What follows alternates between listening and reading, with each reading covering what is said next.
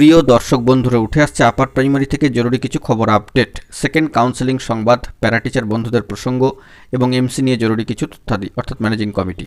Big breaking update অবশ্যই ভিডিওতে সবটা আলোচনা করছি। ভিডিওটিকে শেষ পর্যন্ত ওয়াচ করবেন, চ্যানেলটিকে অতি অবশ্যই সাবস্ক্রাইব করে নিয়ে সঙ্গে থাকবেন। চলুন কথাবার্তা না বাড়িয়ে মূল টপিকে ফোকাস করি। বন্ধুরা, আপনাদেরকে জানিয়েছিলাম যে সেকেন্ড কাউন্সেলিং সংক্রান্ত প্রসঙ্গে একটা ডেডলাইন সম্ভাব্য উঠে আসছিল সামাজিক গণমাধ্যমের সূত্র ধরে, যে ডিসেম্বরের তৃতীয় সপ্তাহ কার্যত সেরকমই কিছু সংবাদ আপডেট উঠে আসছে। আমরা সেই দিকে একটু ফোকাস করলে বিষয়টা কিন্তু স্পষ্ট হবে। ডিসেম্বরের তৃতীয় সপ্তাহ কার্যত কিছু ডেডলাইন কিন্তু মেনশন হচ্ছে সামাজিক গণমাধ্যমে, এমনই বার্তা কিন্তু বেরিয়ে এসেছে। যতটুকু জানা যাচ্ছে যে প্রথম দফার তো কাউন্সেলিং প্রসিডিওর শেষ হয়েছে, প্রার্থীরা স্কুলে যোগদান করছেন। যেটুকু সমস্যা থাকছে সেগুলো সমাধানের জন্য ক্লারিফিকেশন আসছে, শিক্ষা দপ্তরের উদ্যোগ চোখে পড়ার মতো। এবং আপার প্রাইমারির ক্ষেত্রে এবার দ্বিতীয় দফার কাউন্সেলিং যে প্রসিডিওর, সেই বিষয়ে কিন্তু একটা সম্ভাব্য সময়সীমার ইঙ্গিত আসছে ডিসেম্বরের 16 থেকে 24 তারিখের মধ্যে।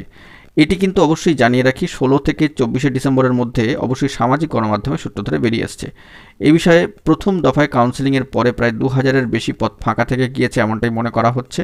এবং সেই পদগুলির জন্য এবার ওয়েটিং লিস্টের প্রার্থীদের নিয়ে কাউন্সেলিং শুরু হবে। এ বিষয়ে কিন্তু ভালো বার্তাও রয়েছে। এদিকে স্কুলের উচ্চ প্রাথমিক স্তরে কেন মাদ্রাসার পার্শ্ব শিক্ষকদের সংরক্ষণ দেওয়া হবে না, এই প্রশ্ন তুলে মামলায় যেতে চলেছেন বেশ কিছু চাকরি প্রার্থী। যে তাদের বক্তব্য, পার্শ্ব শিক্ষকরা স্কুল হোক বা মাদ্রাসা সবাই সমান যোগ্যতা সম্পন্ন এবং একই কাজে নিযুক্ত, তাহলে কেন তারা স্কুলে নিযুক্তির সময় এই সংরক্ষণের সুযোগ পাবেন না? প্রসঙ্গত স্কুল এবং মাদ্রাসা পৃথক বিভাগের কিন্তু অন্তর্ভুক্ত, তবে মাদ্রাসা থেকে কেউ স্কুলে চাকরি পেলে তাকে সার্ভিস কন্টিনিউশনের মাধ্যমে সমস্ত সুযোগ সুবিধাই দেওয়া হয়। এই দিকটি তুলে ধরছেন কিন্তু চাকরি প্রার্থীরা। তো প্যারা টিচার বিষয়ে আবার কি মামলা হয় না হয় সেদিকে আমরা ফোকাস রাখছি। এতে গেল প্যারা টিচার বন্ধুদের প্রসঙ্গ।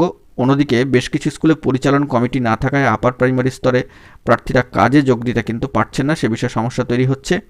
এবং সেই স্কুলগুলিকে অবিলম্বে প্রশাসক নিয়োগের নির্দেশও দিয়েছে মধ্যশিক্ষা পর্ষদ। অত্যন্ত গুরুত্বপূর্ণ পদক্ষেপ। তাহলে একযোগে আমরা দেখছি স্কুল শিক্ষা দপ্তর, মধ্যশিক্ষা পর্ষদ, স্কুল সার্ভিস কমিশন, সম্মানীয় চেয়ারম্যান সাহেব সবাই কিন্তু অত্যন্ত পজিটিভলি কার্যক্রম চালিয়ে যাচ্ছেন। পাশাপাশি সুষ্ঠুভাবে মাধ্যমিক পরীক্ষা আয়োজনের বিষয়টিও কিন্তু এর সঙ্গে জড়িত। তো এই দিকে সম্মানীয় শিক্ষামন্ত্রী কিন্তু ভালো বার্তা দিয়েছেন। সম্মানীয় শিক্ষামন্ত্রী একটি অনুষ্ঠানে জানাচ্ছেন যে কোনো প্রার্থী যাতে কাজে যোগ দিতে সমস্যা না হয় তা নিশ্চিত করতে বলা হচ্ছে ডিআই সাহেবদের। এদিকে কমিশনের তরফে 34 জন প্রার্থীর সংশোধিত এবং নতুন সুপারিশপত্র প্রকাশ করা হয়েছে।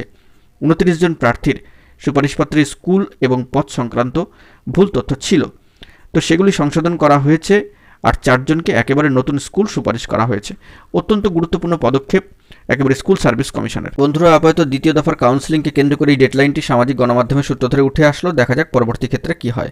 এখন এটুকুই, সকলে ভালো থাকবেন, চ্যানেলটিকে সাবস্ক্রাইব করে নিয়ে সঙ্গে থাকবেন। ধন্যবাদ।